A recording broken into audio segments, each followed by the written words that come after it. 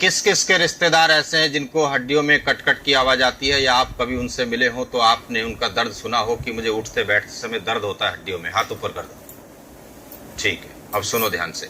50 ग्राम मखाने गाय के घी में रोस्ट कर लेने, 50 ग्राम सफ़ेद तिल, 50 ग्राम मिश्री, तीनों को मिला करके पाउडर बना देना। 1 चम्मच पाउडर रात को सोने से 1 घंटा पहले गाय के दूध में, गुनगुने दूध में डाल करके भी ले सकते हो, या फांकी लगा करके 1 चम्मच लेना है 1 गिलास दूध के साथ। 21 दिन तक लगातार लेंगे तो घुटनों से, हड्डियों से कट कट की आवाज़ आनी बंद हो जाएगी और हड्डियां स्टील जैसी हो जाएंगी। अब वीडियो सबको